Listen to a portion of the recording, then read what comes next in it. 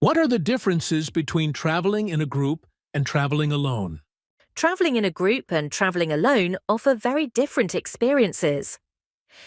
In a group, there's a sense of safety and shared joy. You have people to take photos, split costs, and make decisions with, but you also need to compromise. Maybe you want to stay longer at a museum, but others want to go shopping. Traveling alone gives you total freedom.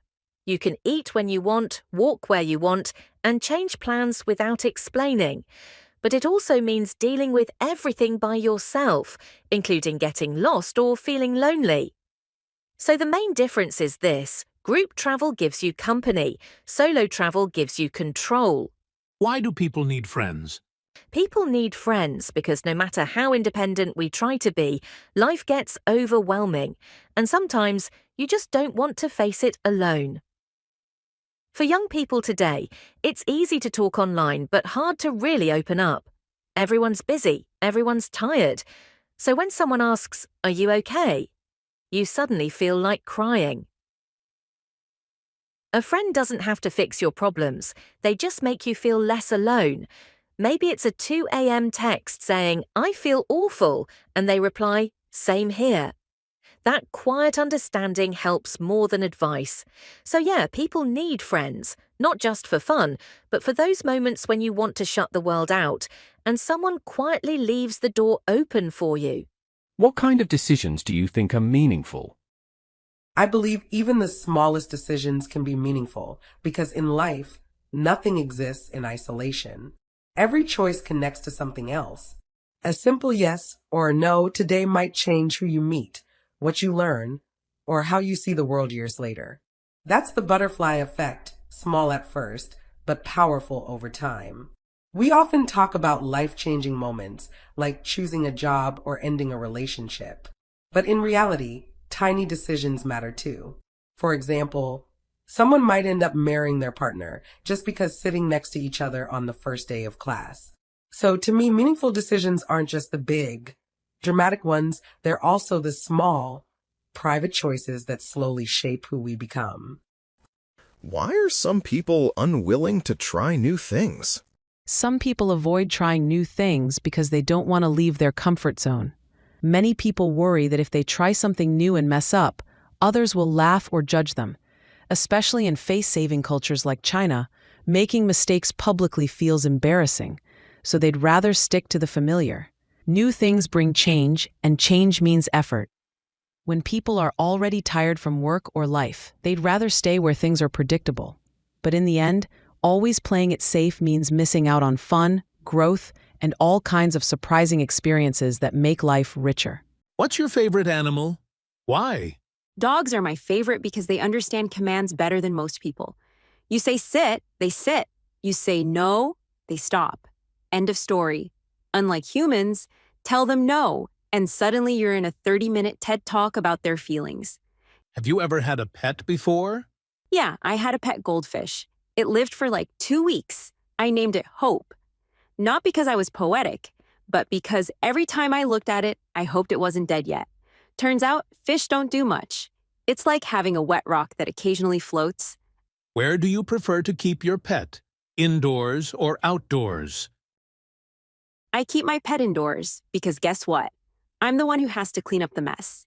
You let them outside, they eat God knows what, come back with mud paws, and boom, your sofa becomes modern art. No thanks. Indoors. Controlled chaos only.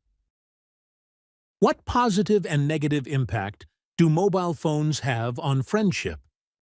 Overall, mobile phones have a mixed impact on friendship. They can bring people closer, but they can also create distance. On the positive side, phones make it much easier to stay connected. In the past, people relied on letters, and it could take days to get a reply. Now, friends can message anytime and anywhere, share small moments, and stay in touch even when they are busy or living far apart. However, phones can also weaken real connection. Mobile phones easily take away our attention. So when friends meet, they often keep scrolling instead of talking. As a result, conversations become shallow. On top of that, online messages lack tone and facial expressions, so misunderstandings happen more easily. In the long run, phones are helpful tools, but people need to know when to put them aside. Is salary the main reason people choose a certain job? Yes, for most people, salary is the main reason when choosing a job. In real life, people don't start with passion. They start with rent, bills, and family pressure. Dreams are nice, but they don't solve money problems. Many bosses talk about growth, future, and company culture.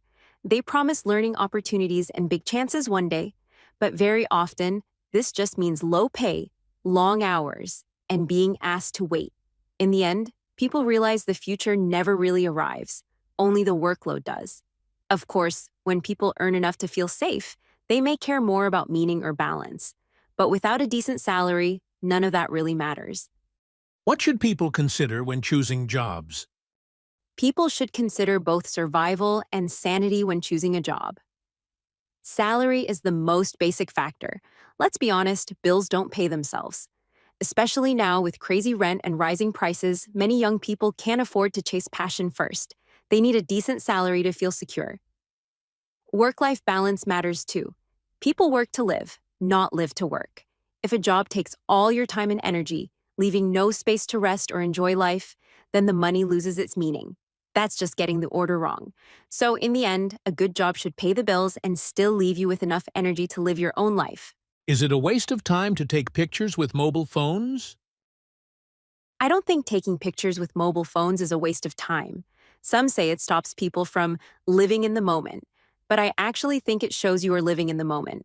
Whether it's a beautiful sunset or a happy selfie, taking a picture means you notice something worth remembering.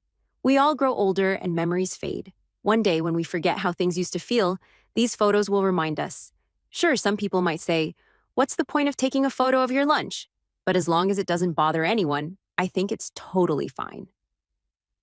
So for me, it's not wasting time.